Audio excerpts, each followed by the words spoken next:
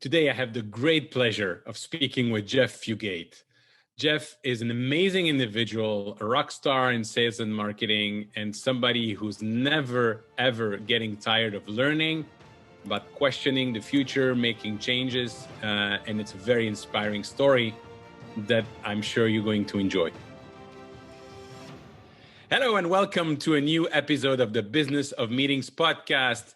Today, I have the great pleasure to speak with Jeff Fugate. Jeff is an icon in our industry and did an amazing pivot in 2020 that we're going to talk about.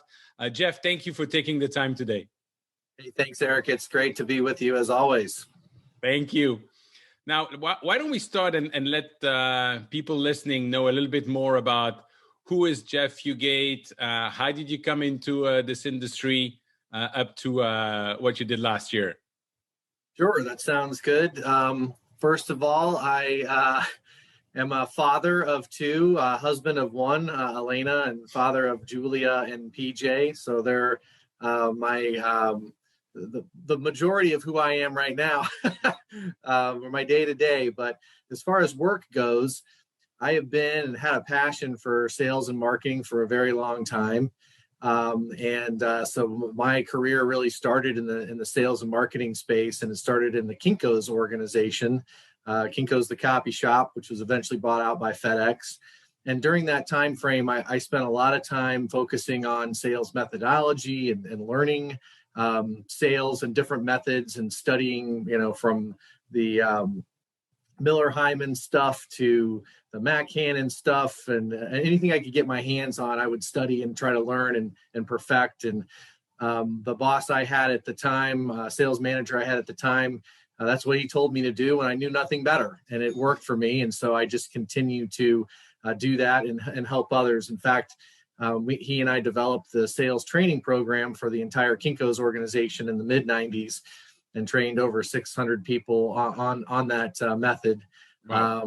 Which we took from a variety of different things that we liked. We just kind of, we like this from Wilson, we like this from over here, we like this from that, and we just kind of took bits and pieces, worked it, for ourselves, and kind of made our own little Frankenstein sales methodology, if you will. From there, he went on to OfficeMax and to help start up the B2B side of the OfficeMax document services business, and shortly thereafter recruited me over. We moved from where we were in the DC area to Cleveland, where the OfficeMax headquarters were, and got into that, which was a lot of fun, kind of building something from scratch that didn't exist. At least the B2B side of it didn't exist. And again, we took some of the same things. We constantly improving, always looking to make the method better, improved the sales methodology, went out and deployed that. And it was really a lot of fun. I mean, I was managing a group of about 200 people, Maine to Puerto Rico, west to St. Louis. So I had the eastern side of the company. And that's a very large territory. Yeah, I was traveling quite a bit, and that actually is what took me, or eventually led me to getting into the events business. Was I was in St. Louis, coming out of a meeting with the then St. Louis Rams, and standing in the airport, and there's this guy wearing a Conferon shirt, and I knew what a Conferon was because someone that had worked for me in the Kinko's organization in DC had gone to work for them and used me as a reference. And so I approached this gentleman and said, "Hey, you work for Conferon?" He said, "Yes, Dot, yes. We're talking about this person." And I don't have any idea who he is. It's we get on the plane. We're both going to Cleveland. It's a regional jet, so we're standing in the jetway after, waiting for our bags that they bring up to the jetway. And I give him my card and just said, "Hey, if you see Dot, tell her I said hi." And he gives me his card, and it's Bruce Harris, who's the president and founder of the company. And I didn't know who he was or anything, but very humble guy, and didn't think really much of anything of it either. And then a few days later, I get a call from Bruce, and he said, "Hey, I talked to Dot, and maybe you should be working for us." And so a week or so after that, I came in, I sat down with him and David Peckinpah, who at the time had the job that I eventually would take, which was sales and marketing for the company. And one thing that really stood out in that first meeting, Office Max, Kinko's was a really interesting culture. Paul Orfila, the founder of that company, really believed in people, and that the people in the organization are really what drove the business. And so the culture there was very entrepreneurial in nature, and very much of a, hey, let's take care of your people and they'll take care of the customer type of a philosophy, right? Mm-hmm. Office Max was not quite the same way. It was more of a fear-driven culture. We were a little bit insulated or isolated from that on the copies side of the business. We just didn't garner as much attention because we were like a little $250 million cog in a $5 billion business. So we just didn't get the kind of attention that the rest of the business got, and I would say thankfully. But when I first walked into the Conferon office in Twinsburg, there outside of Cleveland, there's a big sign on the wall. It said, first, take good care of each other, period. And I took note of that. And at the end of our meeting, after they grilled me about sales and sales methods for 90 minutes, that was the first question I asked them. I said, that sign in the lobby, is that for real or what? And as it turns out, it is. And it still is today within the Merritt's Global Events organization, which David Peckinpah now leads. But that's really what brought me into the events business. It was just a chance meeting in the airport with Bruce. I really wasn't looking to make change, but our first child had been born, Julia, in April of that year, and I was traveling a lot. I mean, I was traveling 4 days a week easily, and so this was a chance for me to reduce travel a little bit, try something different. I'm very much open to change. I'm kind of a change embracer and have always been. So the opportunity to try something new and different was exciting to me. That's awesome. Now you said something that really resonates a lot with me. You talked about managing by fear. And my view on that is that people who are managing by fear, and unfortunately there are still nowadays a lot of people like that, are people that, first of all, probably are very uncontrollable, don't really secure, but most importantly, that's not the best way to really leverage the team you're working with. And it leads to micromanagement, it leads to people leaving the company, and it leads to customer feeling it and not very happy. So do you think that that's the way of managing people today? And if not, what is the proper way to lead in this world, whether you have business owners with a small team or you're a leader in a large organization? Yeah, I really believe in servant leadership. I've always viewed my role as a leader to help develop people, help them develop their skills, their knowledge, their wisdom. And, part of that is allowing them to make mistakes. And, we don't want people making the same mistake over and over and over again. But right. The culture and the environment where it's okay to make a mistake, because you can't advance if you're not making mistakes. If you're not making mistakes, I don't think you're trying hard enough.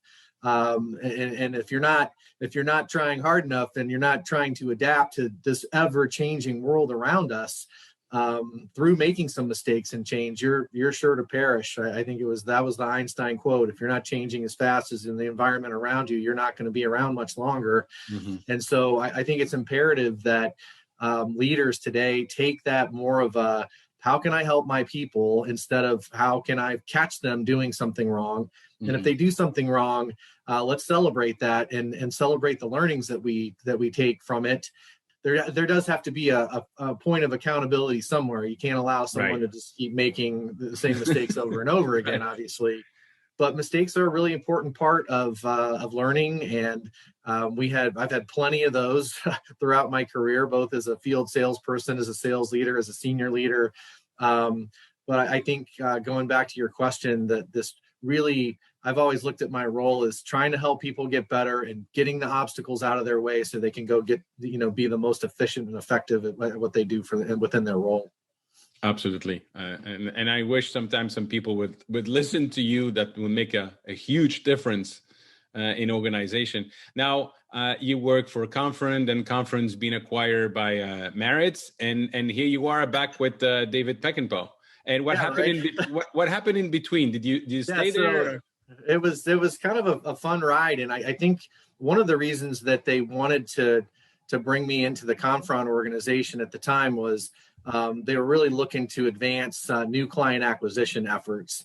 And that was really kind of my specialty. And with the all the sales methodologies that I had studied and building, sales methodology programs, they had just begun working with a sales methodology provider.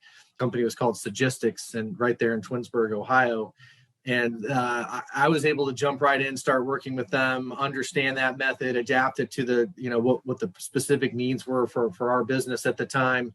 And I really liked the method. It was very similar to a lot of these other methods. I mean, most sales methodologies are linear in nature. First you do this, then you do this, then you do this, right? It's do your research, identify your targets, you do your try to get your qualified appointment with the right people. Then you do your discovery, understand needs analysis, that kind of stuff. You come back, you make a presentation, you close, all of that business. That's linear process of sales method. But Mark Miller, who developed the Sagistics method, he took a little bit of different approach in that he said, well, it's not always linear. Sometimes it changes. It changes based on the psychology of the buyer.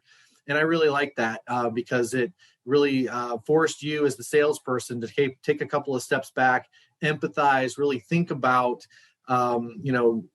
what that person was thinking, doing, feeling that you're talking to before you presented any type of even strategy. The approach you take, the questions you ask them in needs analysis were highly driven about where they were. Because if someone is in what Mark would call a satisfaction stage, doesn't mean that they're completely satisfied, right? But they're at some level of satisfaction. They're either very highly satisfied or very highly dissatisfied. Mm-hmm. Most people, the research tells us, are somewhere in the middle.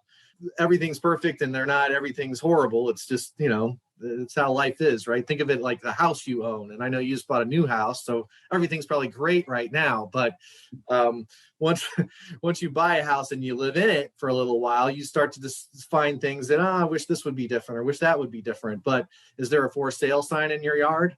The answer is no, because change is really hard. And there's risk in change, right, and expense, and all those types of things. And so when you're dealing in complex high-end sales, like we were dealing with in Confron and Merritt's, where lots is on the line, for the customer experience, for revenue and marketing perspective. I mean, we touched all those things of every phase of an event. Making change is scary. Absolutely. And so you've got to walk them through that. Now, so you make me think, I'm sorry for interrupting, but I had this conversation recently. Somebody was asking me, so what is your resistance about change? How do you deal with change? And I kind of laugh. I said, listen, I brought my family 7 years ago to the US and restart everything. So do you think I can cope with change? For sure. And you're the perfect example of dealing with change. It's a lot about how you decide to deal with change, but from a sales perspective and a buyer psychology perspective, if someone came to your door and knocked on it and said, hey, I got this great house I want to sell you over here, on the other side of the street or in another neighborhood, and you're not in a place of extreme dissatisfaction with your current position, your current house, you're not likely to even listen to the person, right? Right. And so from a sales psychology perspective, a sales methodology perspective, you've got to understand that going in, and you've got to explore what the good and bad is with someone's current situation before you can ever even think about presenting an alternative solution. Because if you don't, you're feature puking, what I like to call it. Yes. Some people call it feature dumping. All you're just doing is throwing stuff at the wall, and all they're doing is object. And objections don't win sales. I know there was an old wives' tale at one point out there that said, "Oh, objections are good in sales," but they're not. There's data that proves that the more objections there are, the least likely a sales to occur. Interesting. And so afterwards, after the Mark Miller story. So here's what happened there. Things were going great in the Confron world. We actually acquired another organization, Expo Exchange, which was ITS Housing and Galaxy Registration, all came together. Ended up rebranding the company to Experience in 2006. And then in late 2007, this Mark Miller character approached me and said, hey, man, you really know this stuff well. I want to write books and get out of this training business. I think you're the perfect guy to take this challenge on. And so I decided to, all right, I'm up for a new challenge, new change. Jumped in the boat with him. Things were really great in 2008, at least the first 10, 11 months of 2008. But then when the financial crisis occurred, the bottom dropped out. Things weren't going as well. Obviously, training is cut pretty much immediately from most people's organizations' budgets when they run into financial difficulties, especially sales organizations. And also, we kind of ran into, I guess, a differing of opinions as to the direction we should head in and what we should be doing. And there's a lot to that. But at the end of the day, I just kind of decided this isn't going to work out the way I thought it was going to. At the time, a former Office Max buddy had gone to work for an organization called Clear, and they were providing wireless high-speed internet at the time. Mm-hmm. So they were looking for a person to start up the DC area. And I jumped into that boat, and I was employee number one here in DC for the Clear organization. And that was another interesting experience in learning what not to do relative to leadership. These guys were ruthless, and it was really, really interesting, a very interesting experience, and not one that I would like to necessarily repeat, but also one that I can appreciate just from what I did learn about mostly what not to do from a leadership perspective. Yeah. And I won't go into all the crazy, hairy details of it, but I will tell you this: when your boss is asking you, "Hey, are you looking for another job?" Because I am, that's a good indicator that maybe you're not in the right place. Yeah, exactly. But anyway, I was set and determined to get our region launched, and it was delayed several times because of technology, but eventually it launched in June, and I had already found another job, and I knew for sure that they were going to ask me to walk out the day I gave notice, because that's how they treated people. To my surprise, the day I gave notice, they said, "Well, can you please just give us to the end of the month?" And this was, like the day after I launched the market, I resigned. And because I did like my boss, the one guy in the organization that was a good guy, I didn't want to leave him hanging. And so since he's the one that asked me to stay, I chose to stay, and talked to this other company that I had agreed to come on board with, and told them I needed another month. They were fine with it. And in the middle of that month, I get a call from Experian, and they're like, "Hey, what are you doing? We need you. If you can come back, we would really like to have you back." And so I, wrestled with that for a little while. And eventually I thought, you know what? I know what's there. I know the people there. I know the culture there. I know the business. It just felt like the right thing to do at the time. So in July 1 of 2010, I came back to Experian. Was there for many, many changes. Merit's acquired us in 2012, was reunited with David Peckinpah, which was awesome. And we've been through several changes since then. And then COVID hit last year. And, I remember talking to some people about it in late January, because it had some people in Seattle, and it was starting to get into Seattle, and it was affecting them. And it was pretty scary, I know, for them.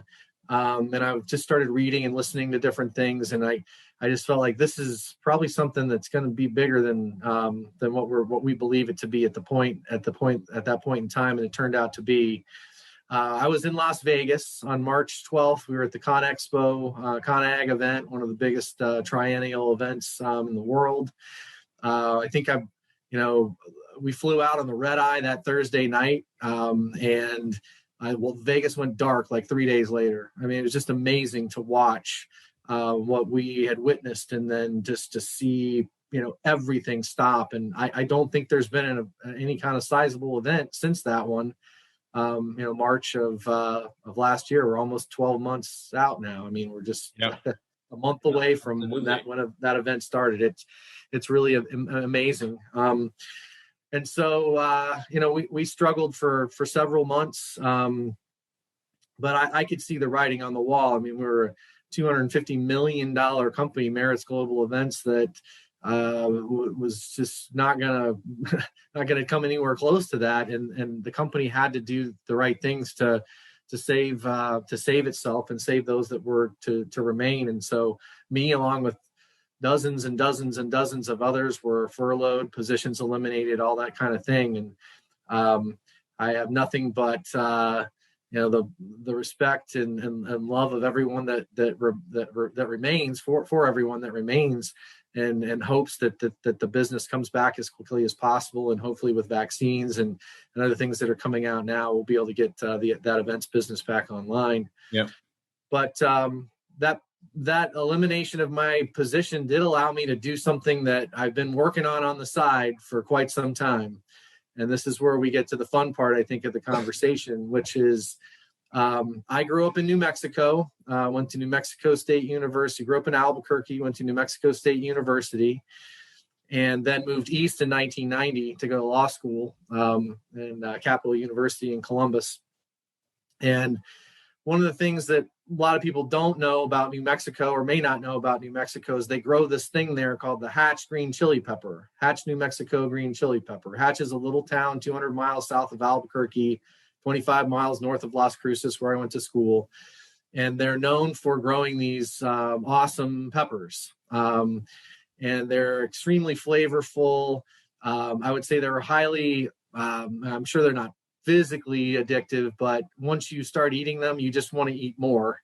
And so when I moved to East in 1990, I quickly discovered there's no green chili here. And so every time I would go home to New Mexico, I would bring it back with me. And I don't know exactly when it started, but sometime in the early mid 90s, I started making this queso as a way to get my green chili fix. Really, the green chili went a long way in the queso, and it was a good thing to share with others. And so just started making it, and every time I would go back to New Mexico, I'd bring more green chili back and make more queso and share it with family and friends and neighbors and whatnot.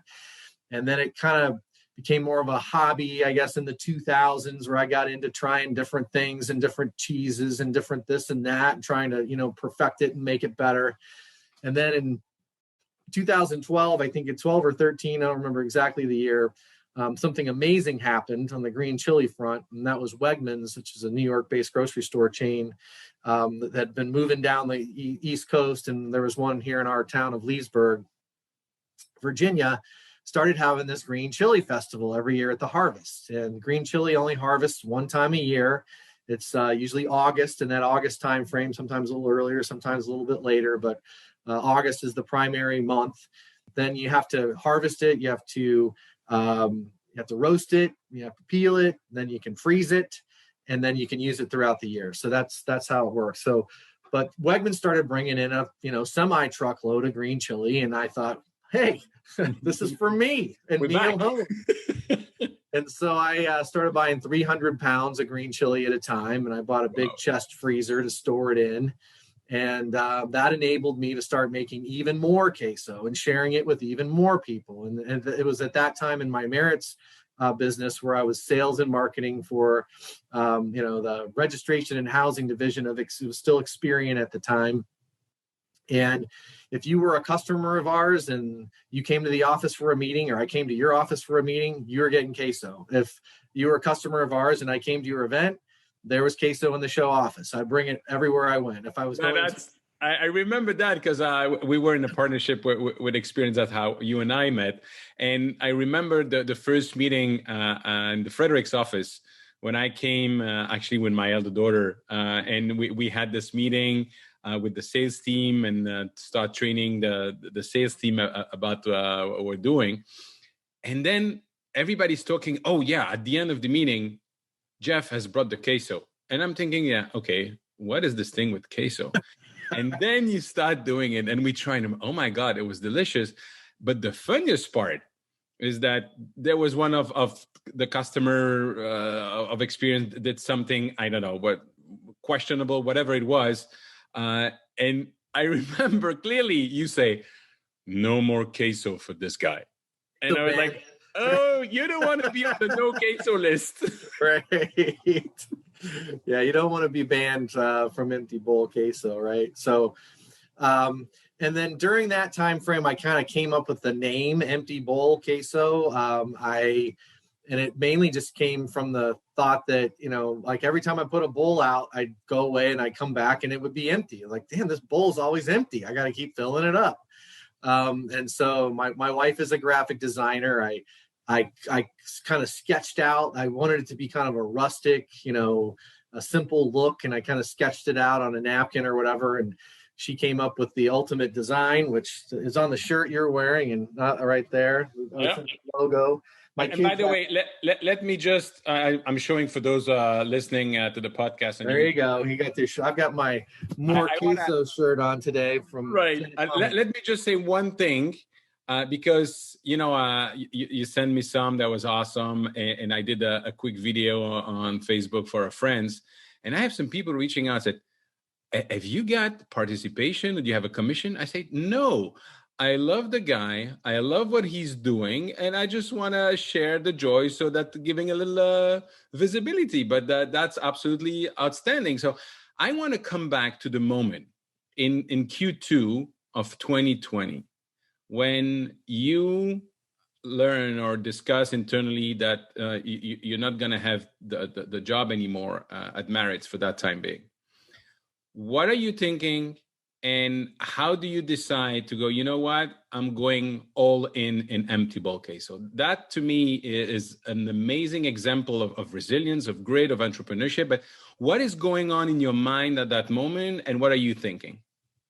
Well, I was thinking that I was already working on it as a side project. And I guess the other thing that's important to understand is in 2017, my daughter was in the marching band, and they were trying to raise money to go march in the Veterans Day Parade at Disney. And it was Super Bowl weekend of 17, and they were trying to get down there in November. So several months to go. And but they were trying to figure out how to raise money, whether they were going to take a bus or ride on a plane and all these other things. And I just thought, well, it's Super Bowl. I'll just make a big pot of queso. And then I'll put a message out on Facebook for people, if they in the neighborhood, they can come by and bring a bowl and grab a bowl and make a donation. And we'll just do a little fundraiser for the band. And I put the Facebook message out, and I was just blown away. I mean, I got pummeled by dozens of people that I still go back and look at that post from time to time. It's just fun to look at. People, hey, send some to me. I want to donate. I want to help. Your queso is awesome. I'll bring some. I'll help. And so it just became this fundraising thing that carried on for years, right. the next several years in support of the marching band. And it was at the end of 19 that I kind of just reflecting back on it and thinking, okay, we're almost 3 years into this. And I started doing the math, and okay, I've donated $3,000+ to the band. And I'm only selling this queso at $5 a pint for, donations purposes. And it cost me $3 to make. That's a lot of queso I'm making in my kitchen, plus the stuff I give out to customers and friends and all this other stuff.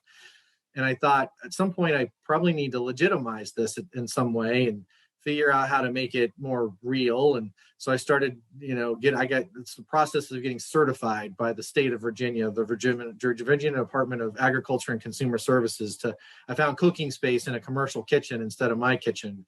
I started doing all these things at the beginning of 2020, and they were delayed because of COVID, but they were still in the works. And so when I got the news about my position being eliminated, and I could see the writing on the wall. So it wasn't a shock to me at all. I mean, I'm a high enough level person that I'm in meetings with finance people, and I can see the writing on the wall. So my brain had already been turning on this, wheels had already been spinning.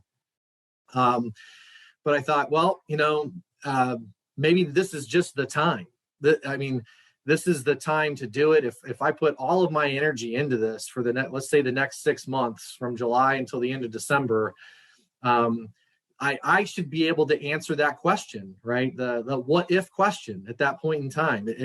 Can this be something or can it not?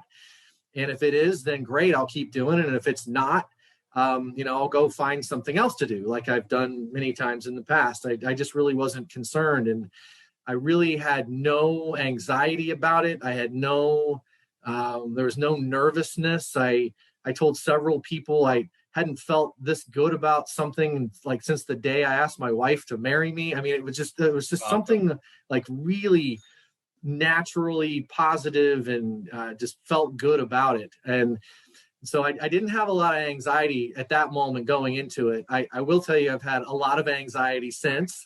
There's been several occasions where I just like, what am I doing? But it has been a tremendous, really a tremendous learning experience. There's so much I don't know that I'm learning every day. The people that have stepped up to help me, it's just been amazing. I could talk about that for a while, but it's been quite the ride so far. I think my initial thought when we were back in June before we really launched it, I thought, if we could get to like 1,000 pint a month run rate by December, I think I'll be feeling pretty good about it. Well, we did almost 2,000 pints in December, and so that was great. A lot of that was fueled by the holidays, but we are carrying on now into January, and we've got 2 fundraisers running for 2 local high schools, and we've got over 30 retailers online now.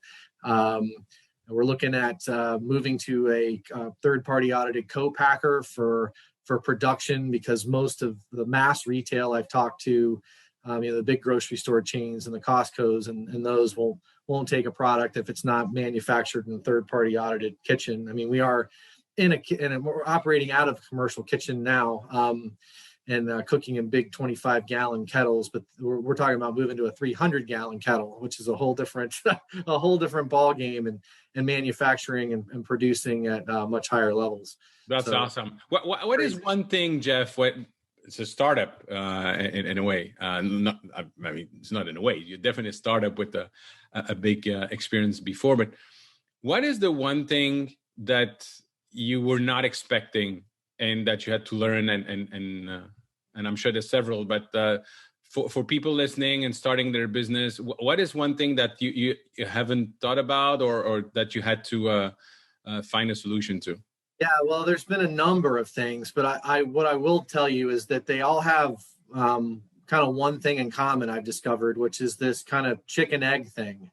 I've learned that when you're starting small, sometimes you can't get the deals that you need or the things that you need because you're not big enough, and then you can't do what you need to do because of that. And so this feels like this constant catch-22 or chicken egg type of a situation. And that's come along in a lot of ways. Like when I talked to this co-packer I was just talking about back at the beginning of 2019. And I thought, hey, I'll just, outsource this stuff now. Right. And I learned that, oh no, you've got to get a process schedule review done. And I'm like, a what? And so I had to send my product to Cornell University, and they did all this food science study and shelf life study and all this business around there.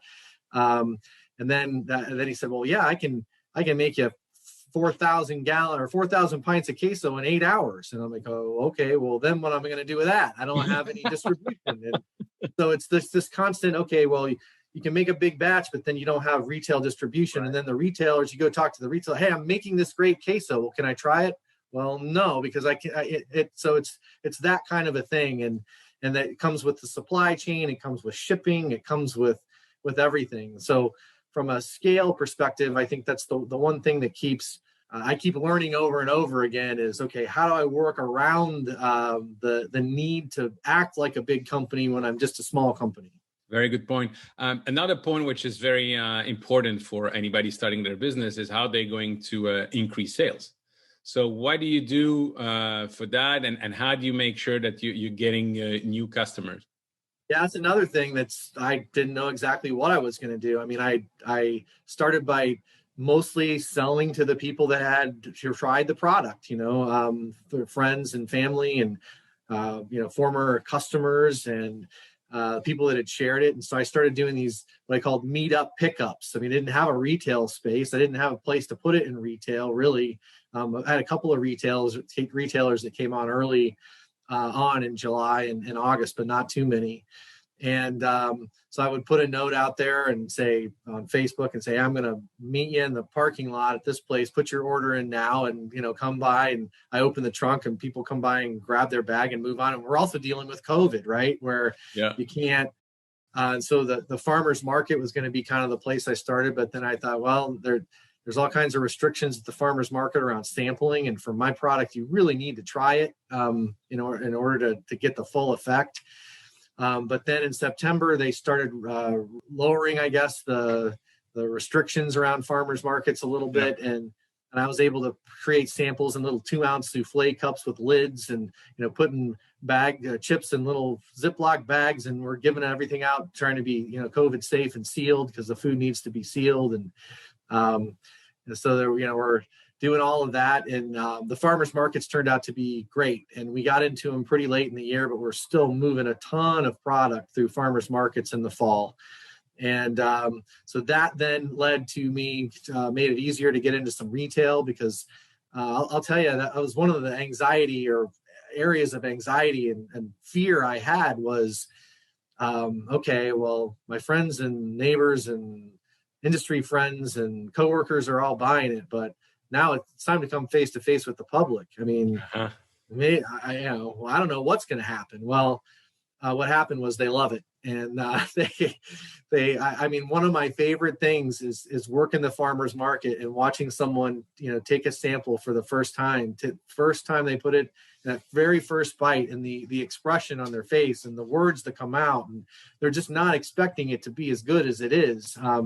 Because quite frankly, there's just not a lot of good queso out there. I mean, in a retail environment, it's very difficult. I've really not found anything. Mm-hmm. I found some good stuff in different restaurants and whatnot, but most restaurants aren't packaging it for carry out and retail and that kind of thing. And, through all the hurdles I had to jump through the food science studies and shelf life studies, it's not an easy thing to do. It's a very difficult thing to do, actually. So when you are on the parking lot, on the meetup, and that you open the trunk of the car that has Queso King as the license plate, and that people come and start taking stuff from the trunk. Did you have anybody calling the police? Is something weird is happening? No. But it's kind of funny. And we've done these meetups in different cities, Pittsburgh, Cleveland, Chicago. Shout out to my good friend Shada in Chicago, who always hosts these little things in her, right in her garage. We set up the coolers right outside. People drive up, and we're just, handing them bags of queso, and they drive off. So I'm ready to do it when you come down to Boca Raton. Down to Florida, right? Yeah, I need to get down there. We've got about 6 inches of snow on the ground here right now. I'll bring my clubs and a cooler full of queso. And excellent. Jeff, I could speak hours because your story is fascinating. Let me ask a last question for today. How do you see the development of your company? What do you see in the next 5 years and in the next 12 months? Yeah, great question. So right now I'm really focused on expanding local retail base here in the DC area. And, we were killing it at the farmers markets through about October. And then all of a sudden it started getting cold, and I started to realize, people just aren't going to come out as much as they did when it's nice weather out. So our farmers market sales had started to dwindle. And I thought, well, this is the good time for me to try to focus on retail. And so we've really grown our retail base in the last month. I think we started the month of January with 12, and we finished the month of January with 33. Wow. So we have really been crushing it out there in the retail zone. And so our strategy for this year is going to be mainly focusing on the DC market. I do have a friend in Dallas that's doing some work down there, and has got a few retailers online. And I've got a friend in Vegas that's doing a little bit of work out there.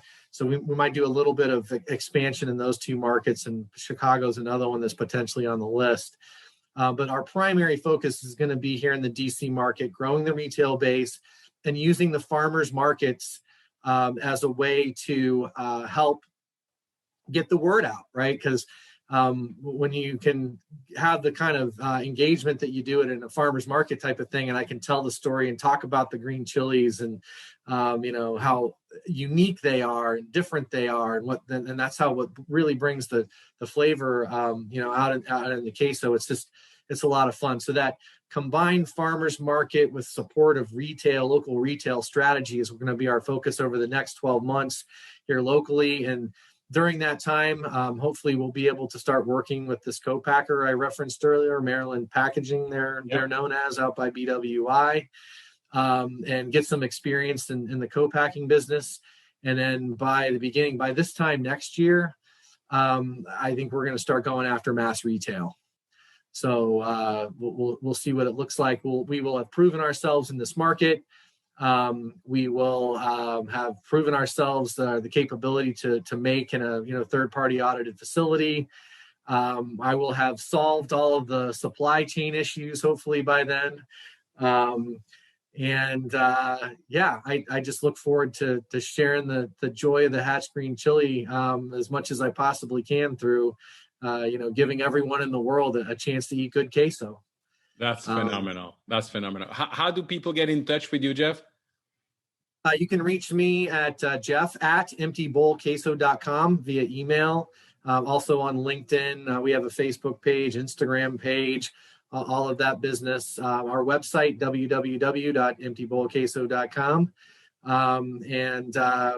Would love to hear from anyone if you've got any feedback for me, or if you'd like to engage with me about any way that I might be able to help in your business out there. I really enjoy talking about the sales and marketing side specifically, but I'm learning a lot more about everything else in business at this point too. So it's been a lot of fun.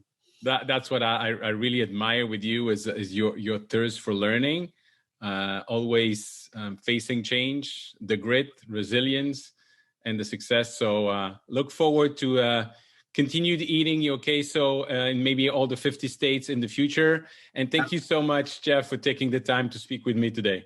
Thank you, Eric. It's great. Bye. Bye. Thank you, Jeff Fugate, for sharing your story with us. A very inspiring one. Story of grit, resilience, and looking forward. That's absolutely fascinating what you're doing, and I wish you all the best with Empty Bowl Queso. If you want to get in touch with me, please reach out on LinkedIn. I'll join our Facebook group, www.eventbusinessformula.com/group, where we discuss everything related to owning a business in the meetings and event industry. Thank you.